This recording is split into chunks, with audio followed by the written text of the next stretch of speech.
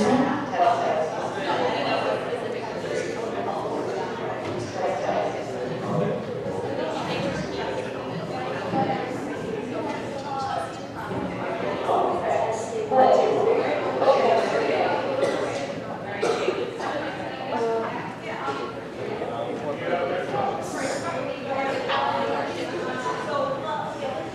there, let's do a microphone test, please, for the live stream. Please speak into the mic. Alphabet is great. A, B, C, D.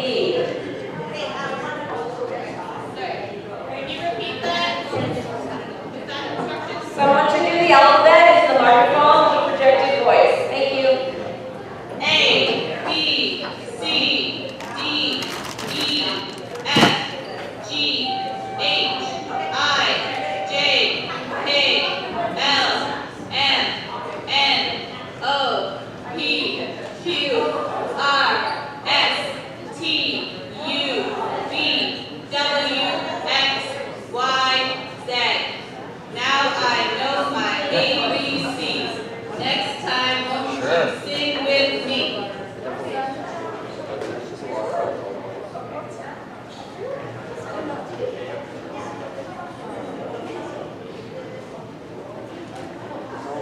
That's your delay. I know we're intentionally beginning. Yeah, so Mr. D, he's getting it. It's delayed, but he's getting it. Okay. Yeah, I can hear only here. Are you 1 year younger? He does, he's saying he's on the background. Yeah. Very. I know would be able to help. Yeah, so I just wanted to thank you. No, from his hand. From out there, from my I said she responded to this, and then I said this, and she said this. And so all we did is just plug in and go. I think the concern is that now when we switch over to watching movies, we'll have to I'll switch get you more. I'll get another this. Just like, Like she just wants to say it. but she is, like it's what they said, she's cracking the beat because she, like, It's been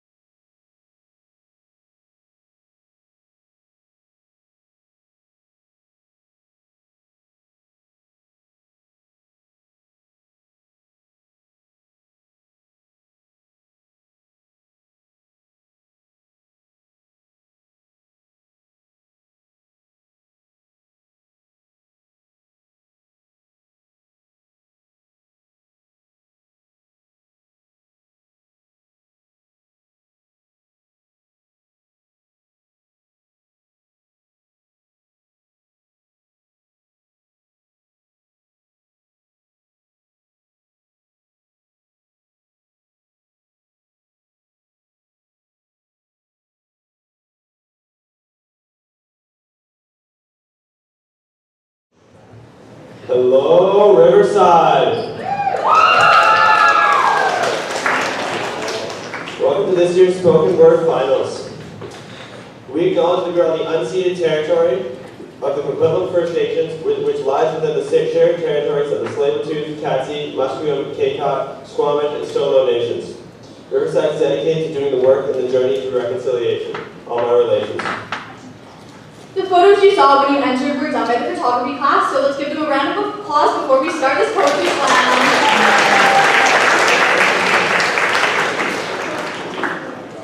So these are the rules of a slam poetry competition. There are no props allowed. Instead of clapping while the poet is trying to speak, we instead snap our fingers. So we snap in appreciation of the words and the ideas. So let's practice right now. And then at the end of a poem, we clap loudly and enthusiastically. We reward the poets, not the scores. The judges this year are Miss Lanford, Mr. Jameson, Mr. Jones, and Miss David. Let's give them a round of applause before we start this.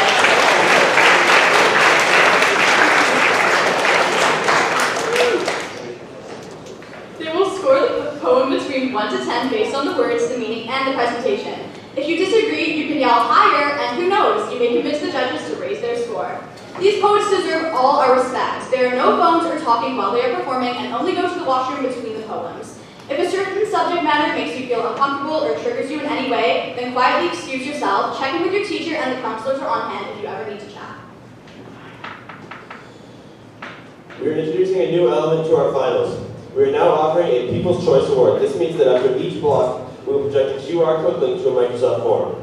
You will see a list of students who just presented. You are to choose one student who you think had the best spoken word. You can choose one poet and one band. If time allows, we will announce the winner and they will get a prize in addition to the poets who went through the judging process. So pay attention and be ready to vote by the end of the block.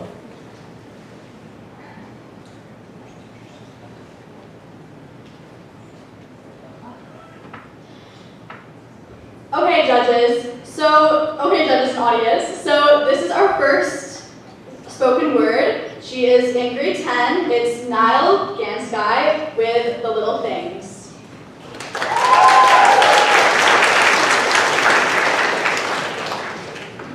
everyone hear me well? Okay. In this whirlwind of chaos and noise, I find happiness in the little things, life's little joys. Where amidst the grandeur, hustle of the race, it's these small moments that put a smile on my face. It's the sun's gentle caress on my skin, the warmth that tells me to begin to step outside and embrace the day, and let my worries slowly fade away. It's the aroma of fresh coffee brewing, that morning ritual, oh so soothing, the way it dances with each lazy sip, waking my senses as it touches my lips. It's the laughter of children at play, their uninhabited joy come what may, reminding me of the wonder in each day, and the power of innocence sliding away. It's the song that catches me by surprise, the melody that lifts me to the skies, the lyric that speaks to my soul so true, getting lost in the rhythm, feeling anew. It's the feel of grass beneath my feet, the connection to the earth so sweet as I walk barefoot, leaving footprints behind, feeling grounded in body and in mind. It's the taste of a home-cooked meal, the flavors that come together to heal, nourishing not only my body but my heart, bringing loved ones together, never to part. It's the sight of a flower in full bloom, nature's artistry dispelling the gloom, bringing colors to life, a vibrant array, a reminder that beauty exists, come what may. It's the touch of a loved one's hand, just a simple gesture, but oh so grand. Through their touch I feel understood, a connection that words never could. It's these little things that bring me bliss, in a world sometimes too easy to miss, for in their simplicity lies a treasure untold, reminding me to savor, appreciate, and behold. So let us not overlook these moments so fine, for they are the threads that eternally intertwine, weaving the tapestry of memories so dear, reminding us that joy is over.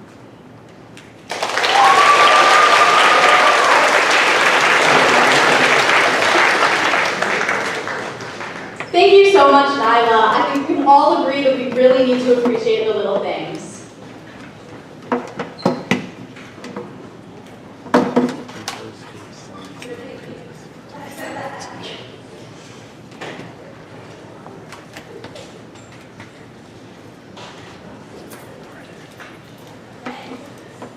Okay, judges, let's see those scores. So I see an 8, a 9, an 8.7, and an 8.5.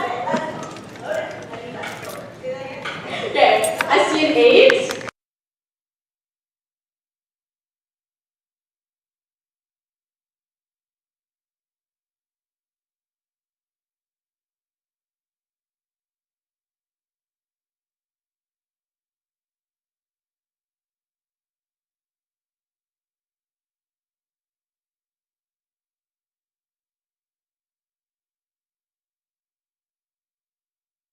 Gabriel, my poem is called Complete for Earth, Change the Climate. Climate change is real. Climate change is real, so why can some sit and deny the truth, but the youth say that truth is relative?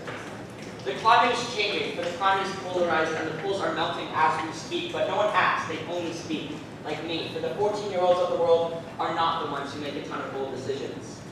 The leaders who do make the decisions have been informed, but informed is full of misinformation, false promises, and talk in present tenses. Hence, there will be summits and meetings that do nothing to stop the fall of the summit of society.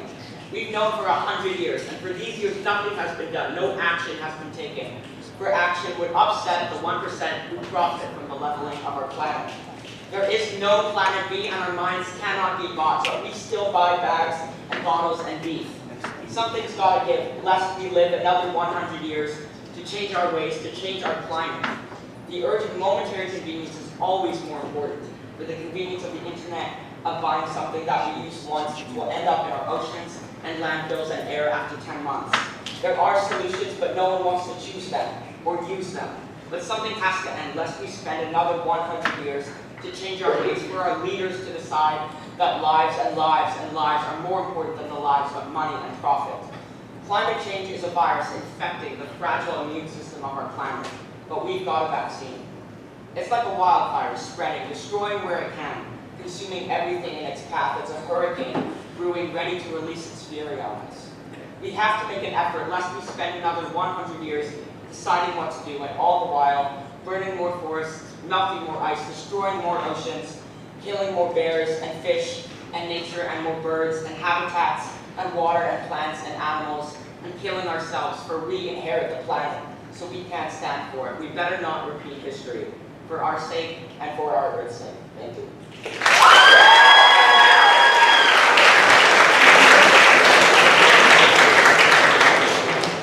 Thank you for that, Gabriel.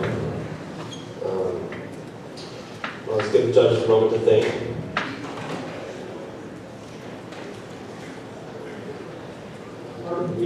Next we have Selena and Kalja, so I'm going to butcher that, with We Are Girls, and they are in grade 9.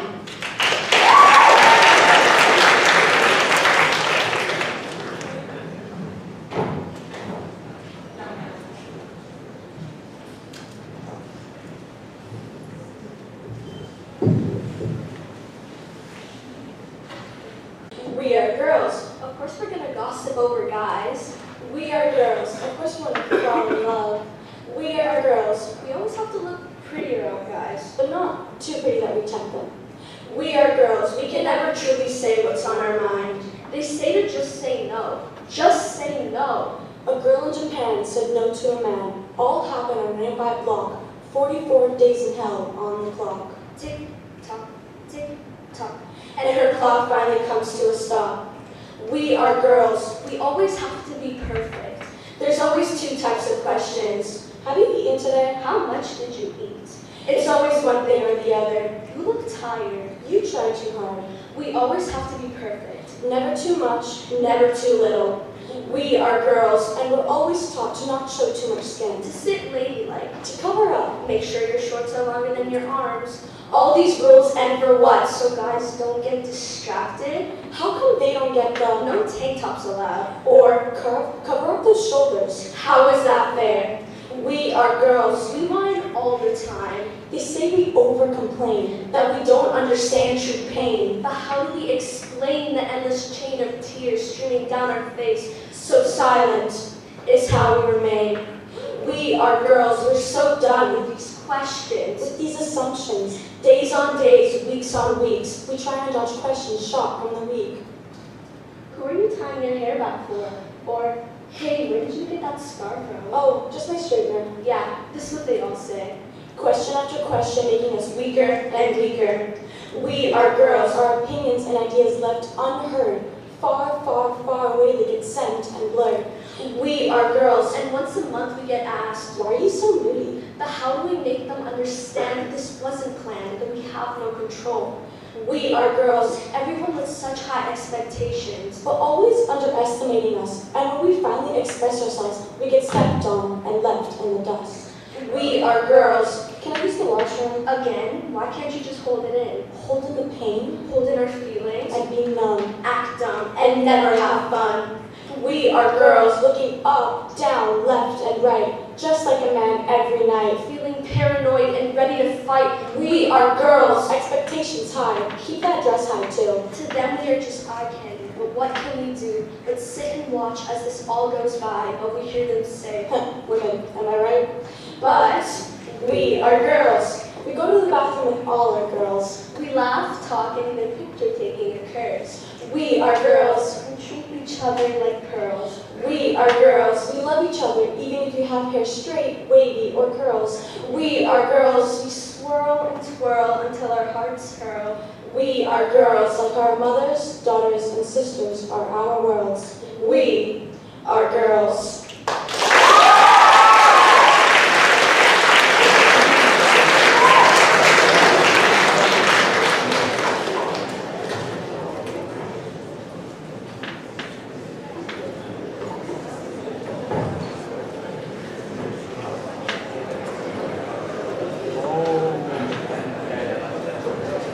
Thank you so much to Selena and Kajal for that powerful speech.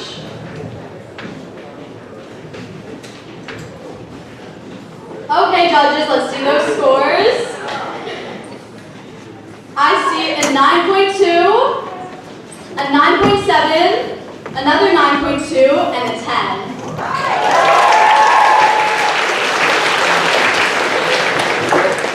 Next up we have from grade 9, Kata Nip with My Childhood Dream.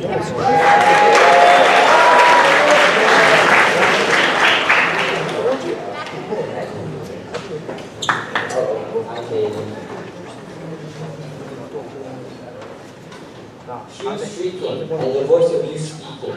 It is echoing in my ears. Why isn't it leaving? Staring at you like a friendly fan in the stands. I am deeply in love with you. I think you understand. You appear thousands of times in my sweet sleep. Talking about it makes me feel like a crazy creep. But there are millions of boys and girls out there with the same dreams. We all want to claim the throne and be the supreme. From the second I land foot on the court like the Apollo 11, everything fades away. I'm walking the realms of heaven. But I'm human after all, and I would get nervous. The only way to calm me down is by your appearance. You would sing to me, and it's an important interference. Bam, bam, bam. From an Eminem rapping, ba-boom, ba-boom, ba-boom, to now a R&B heartbeat. Thump, thump, thump. Once the game starts, there's no holding back. Showing mercy will only leave you with a butt whack. However, in the end, I will realize it was a peaceful war. Every player knows we are competing for something we love forevermore. And it is you, basketball. You gave 4 years of me a goal and vision. I will dribble you up and down the court if it becomes a repeating repetition. While coaches ask for my hustle, I'll give you my heart, my spirit, and soul. I will fumble for you like earthquakes stripping the towers. I will sweat my head off as if I just finished my shower. But I don't see pain down the lane. I see a real life arcade. It is a felt pain. Are you a blessing or are you casting a spell? I still can't tell. Despite all these setbacks and doubts, you taught me a lot about life. I grew like a bean sprout. No matter how old I grow, you still attract me, like flowers and bees. My unconditional love for you might never leave. I will still try to achieve what I believe. This poem is for you, my childhood dream.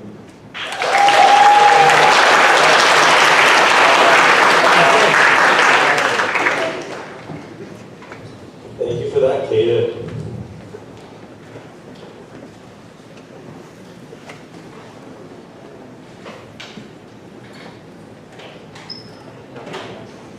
All right, from the judges, we have an 8, another 8, an 8.6, and a 9. Higher, higher, higher, higher, higher.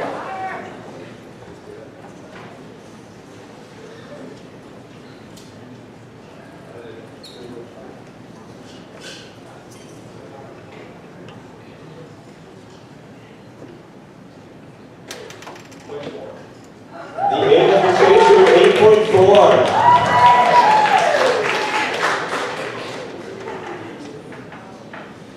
Next up, we have Charlotte Davies from grade 9 with A Part of Us.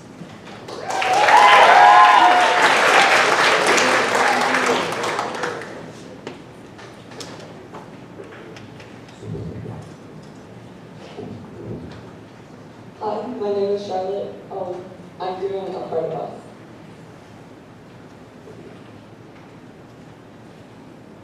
What is a book, you ask? Well, a book is a story told from someone's point of view. A book is an idea that somehow falls through. A book is a person flying in Peru. But what a book is not is it being taboo. Books aren't just an object. Books aren't a troll. Books are a world full of love and full of hate, full of truth and full of life, full of opinions and imagination. Who are we to say no? Books show us the truth of the world and the lives of others. Books give us hope when there is none. Books show us the possibilities of 1,000 stars, and to take that away would be to take away every story ever told, every part of history, every gay or black character, everything that makes us who we are. And yet books are still being banned all over the world, and for what, I ask? To save the children. They say, don't turn them gay. Well, that is cliche. We can't just underplay taking knowledge and diversity away. We are human. We have emotions. We have opinions. Banning books won't change that.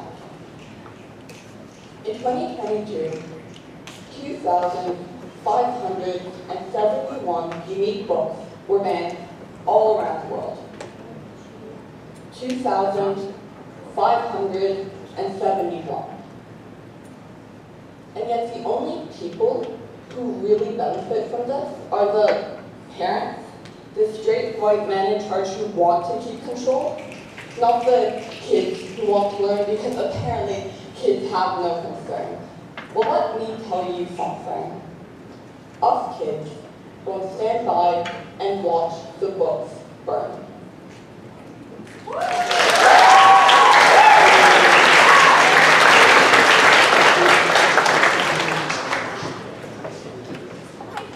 Thank you so much, Charlotte.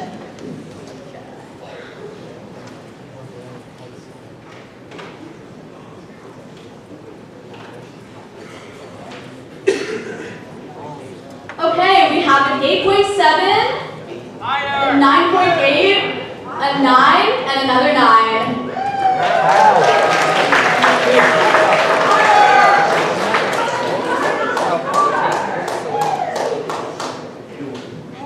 Next up, from English 10, we have Francesca Madison with Is AI the New Person?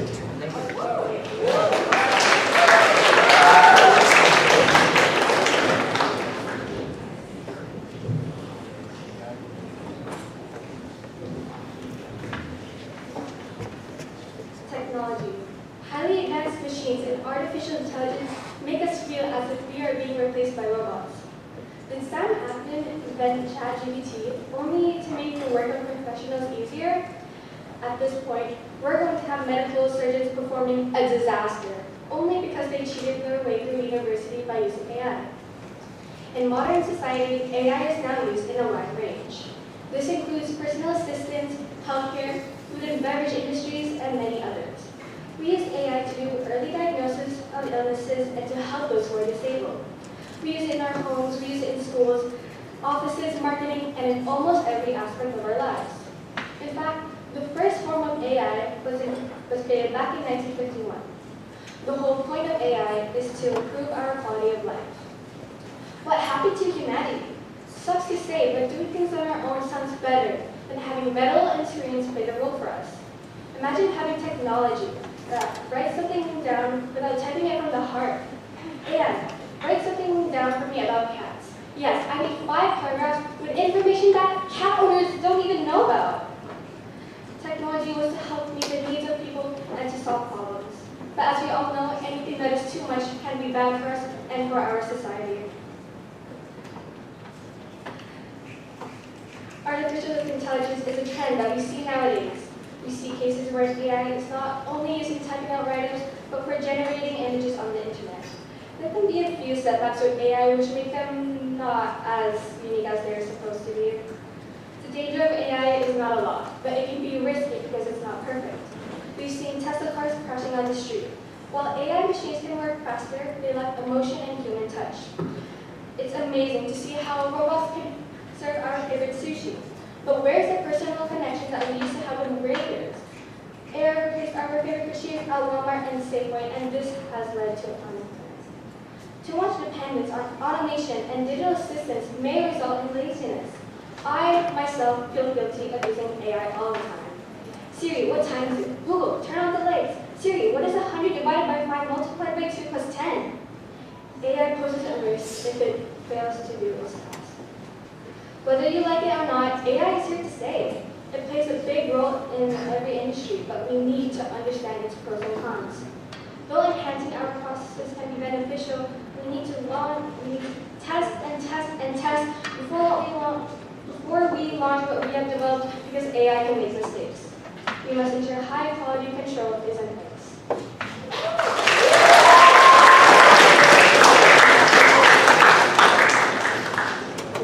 Thank you for that, Francesca.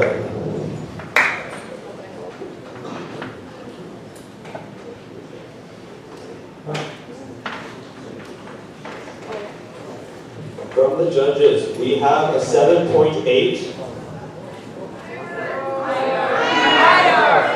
an 8.5, another 8.5, and an 8.9.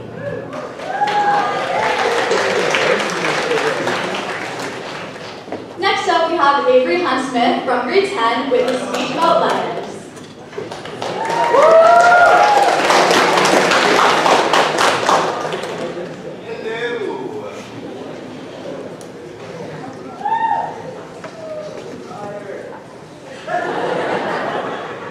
Haven't even started yet.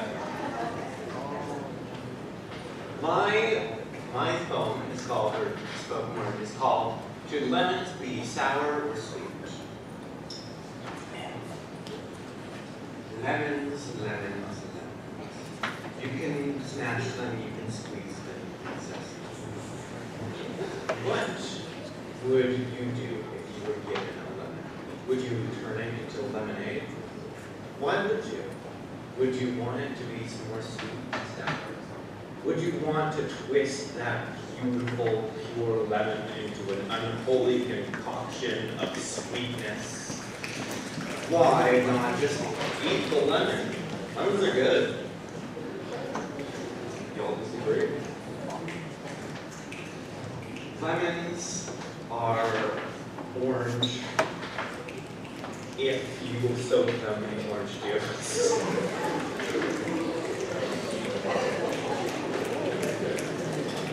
Lemons, lemons, lemons. Lemon. What would you do if life gave you lemons? Well, they say you make it into lemonade. And I assume that all of you would make it into lemonade. I wouldn't. I'd eat the lemon with a spoon. Lemons, lemons, lemons. You can smash them, you can squeeze them, you can squeeze them. Instead of putting it and making it some lemonade, why not just squeeze it into a glass of water? Have a nice glass of lemon water. It's good for your throat. Thanks.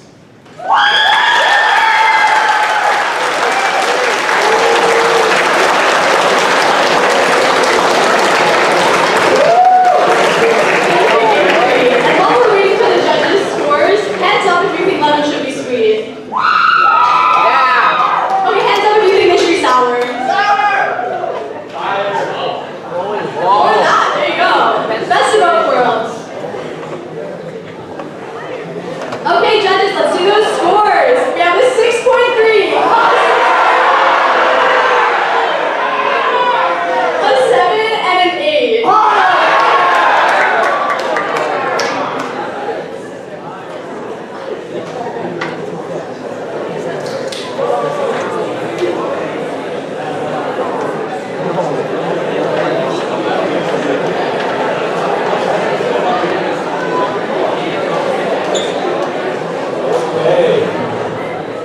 Next up, we have Vienna from grade 10 with Love is Blind.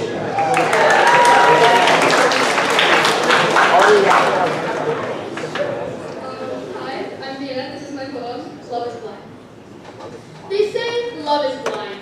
I guess that would suggest that I couldn't see, because my love for you was as tall as a spring tree, a tree that would sway in the sweet breeze of a cool April morning.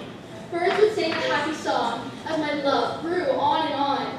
They say love is blind as I try to rub my eyes, as I try my best to see through your lies that stuck to me like glue, the seemingly innocent words that I knew were not true, words that crept in the shadows of your sugar-coated smile.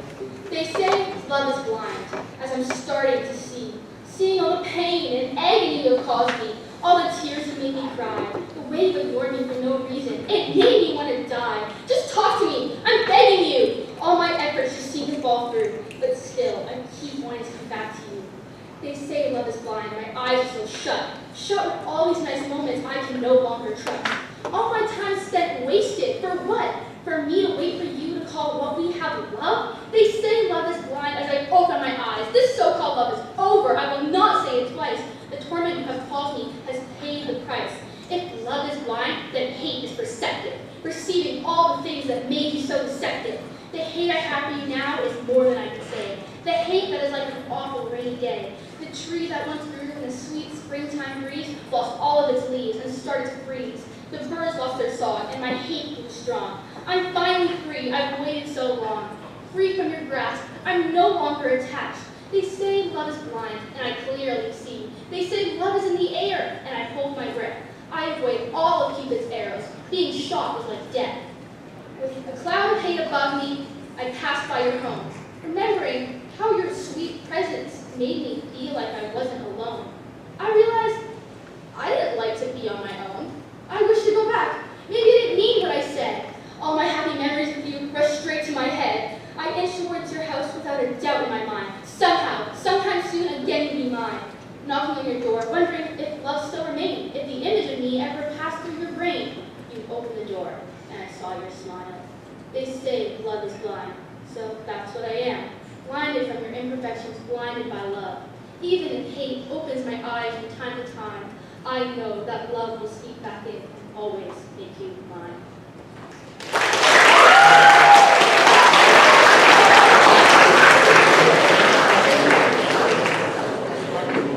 Thank you for that, Deanna.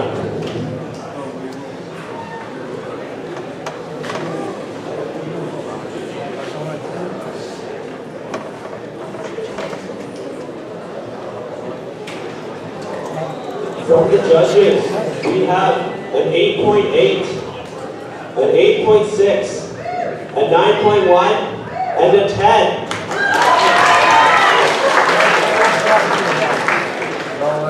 Next up, from grade 10, we have my Phoebe with her speech lesson.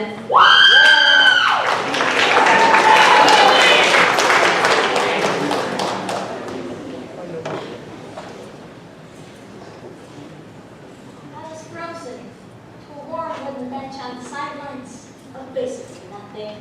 An empty hallway leading to an empty staircase. I remember gazing at a pink blue balcony, trying to feel anything other than distress. Hello, someone familiar swooshed by, and my soul soared because some monstrous roar louder when you're alone. What are you doing? She asked. I paused and then I panicked. I didn't know much because I had to fix Scarborough House. It went to the city when I tried to have I should ask me that. She peered at me over the nose. Oh, like I said something that made sense. Click, click down the hall. I reclined and realized that stools don't have backrests. And I wanted her to come back. Try again, go slower. I wanted to yell, please, don't walk away. I'm not socially gifted. Sometimes I breathe so long it looks like I'm asleep. I can turn good into a 16-layer butterfly. My writer friends say they can hear me in the ink. If you can read laughter between lines, you know how to catch tears and silver trophies that squeeze through the spaces. Bruise past the rhymes, our pencils scratch hurricanes, numb deep within us like dental work for a 400-pound hip over. You seal wounds with super glue, only find you need a few wounds with elastic list. The strong kind and the super glue burns, but sometimes my words are more like centipedes than soldiers. I need to try again. Go slower. I want to call out, please, don't walk away. My doctor says silence is okay. She can hear me articulate. Waves my airways aren't brave enough to create. I'm not going to tell them. All I hear is the clock. Everyone else says, are you okay? I check my happy box and answer yes because it's true. I'm not dreaming up expiry dates or tripping over shoes. If there's room for a nod, I'll take what you got. But when the traffic buzzes in, late, dark in my head, I imagine I know people I've never met. My mind is a Patricia Polacco story, leaning on a stool with no backrest, just because I don't want to be a tub of unfinished memories. No, I'm not alone in being alone. Not a creep for remembering obscure details of people. I store them in my bones because I need to build you back up every time you leave. 40% report being lonesome most of the time, or always. That's more than half of us, and I didn't even take the survey. Surgeon General of the U.S. has deemed this an epidemic, which is just another way to make it sound more dramatic. But if we listen to each other, we have things to say, but I need you to stay. What if the Titanic's operator hadn't told a warning sailor to shut up, so he could go back to sending cheesy telegrams to rich Nick and the Federals? I don't want us to say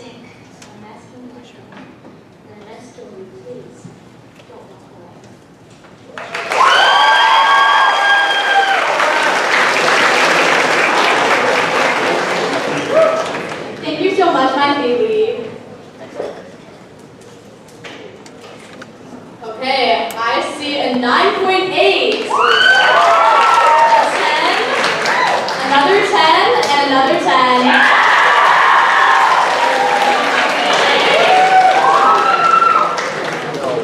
Okay. Next up, we have Oliver Heinrichs with Time in grade 10.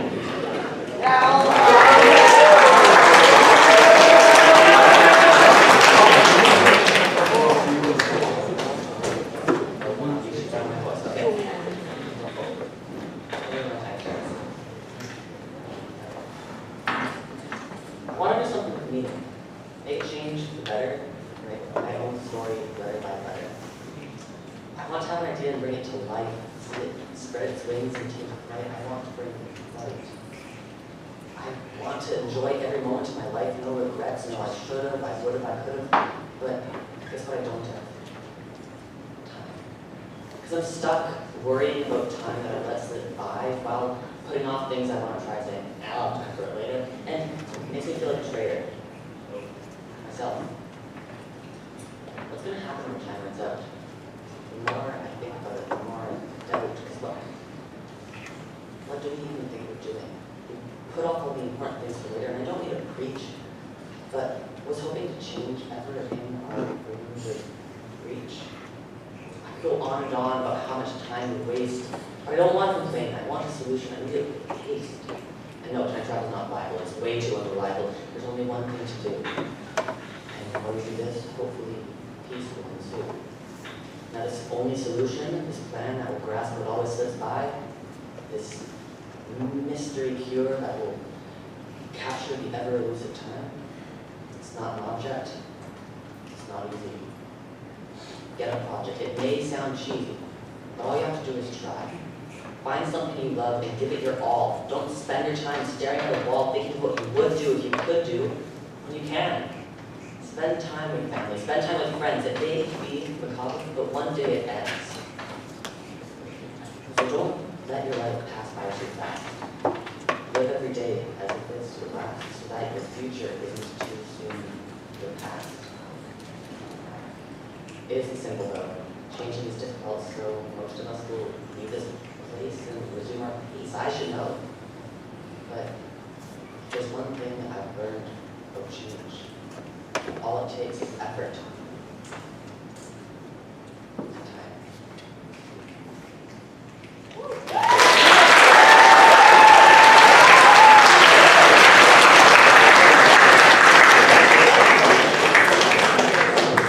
Thank you for that poem, Oliver.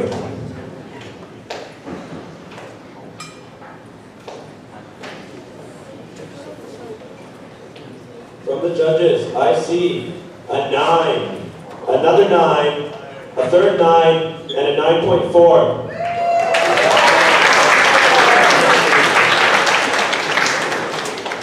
Next up, from grade 9, we have Ayad with Cartoons Can Change the World.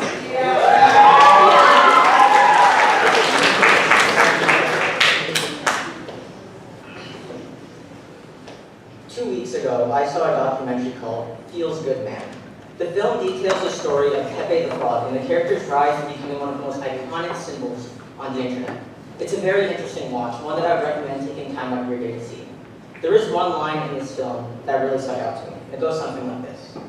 What is more worthless than cartoons? But what is more powerful than Mickey Mouse? Disney stands as one of the most powerful and influential entertainment companies in the world.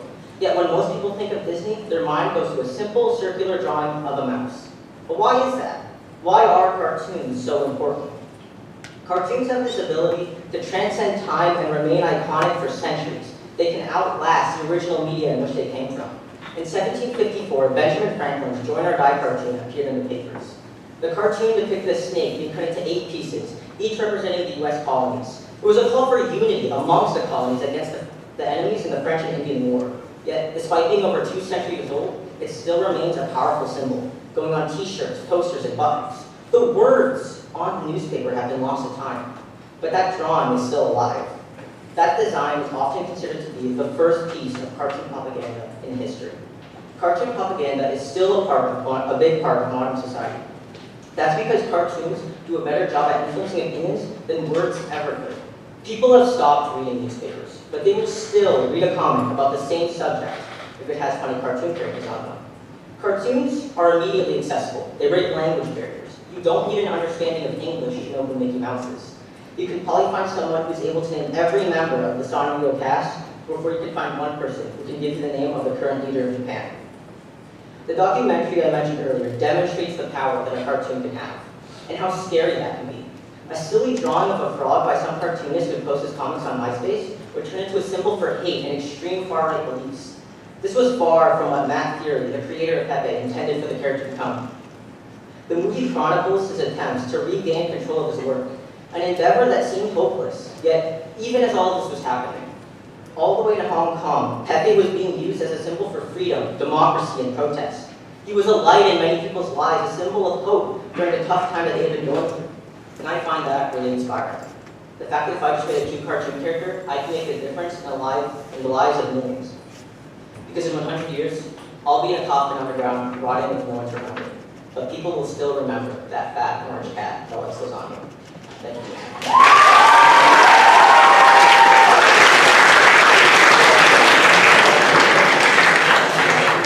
Thank you, Ian.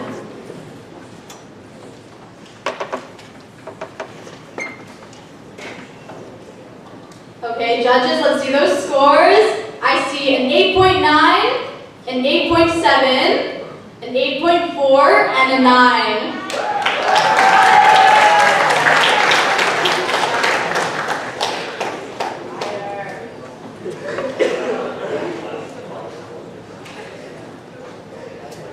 Okay, next up we have Shayan Afzali and Rowan Duchesne with Bad Refs from grade 9.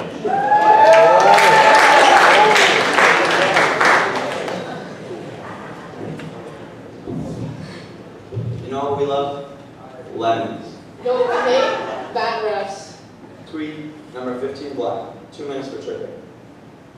Whenever I'm leaving my game, my parents always go, have fun. How can you do that when the ref wants the other team to win? The refs are one-sided and the game is about to be out of control. The other week, we had walked into a record clinic, and the first thing that they taught us, Don't be one-sided. Hi, I'm Rowan. and I'm Shannon. Today, we will be talking about bad refs, but especially one-sided ones. If you play any sport, you will understand the frustration and manipulation that the refs have in the game. It is hard not to flip out at the refs when it is like they want you out of the game. Whenever they make a bad call, they have no shame. Every ref is insane. Pre-game, they think we are destroying the game. What's the point of refereeing the game if the ice will just tear up in flames? Don't even start on trying to tell the ref what really happened. It's like trying to talk to a tall brick wall. We didn't even touch the guy, and all we did was fake fall, and the ref still made the silly call. We started dancing on the floor, but we weren't at the win the ball. But we have one question. Why are you guys dressed like zebras when you have eyes like sea cucumbers? Us as athletes, in all sports, this is a huge dilemma.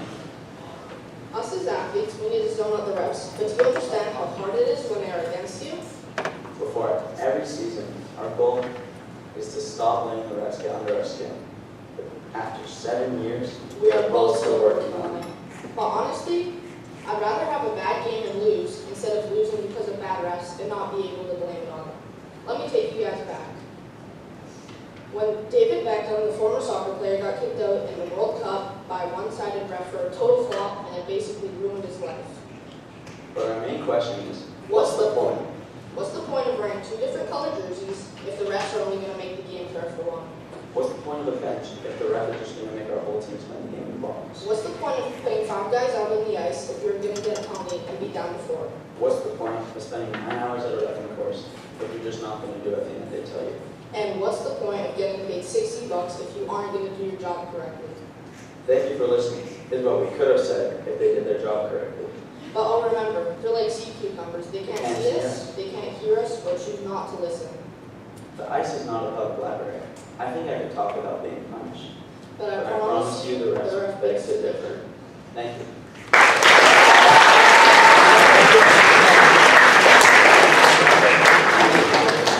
Wow, it sounds like you lost and you're looking for excuses now.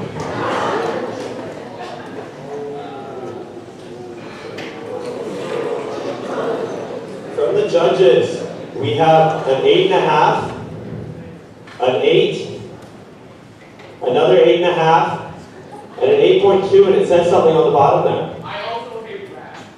It says I also hate refs.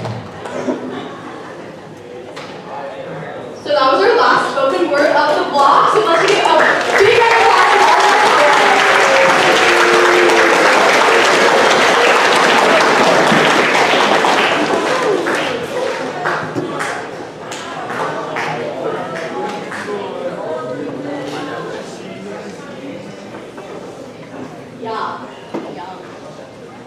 So we have a new thing called the People's Choice Award. I think it was a thing last year too. But basically there's a QR code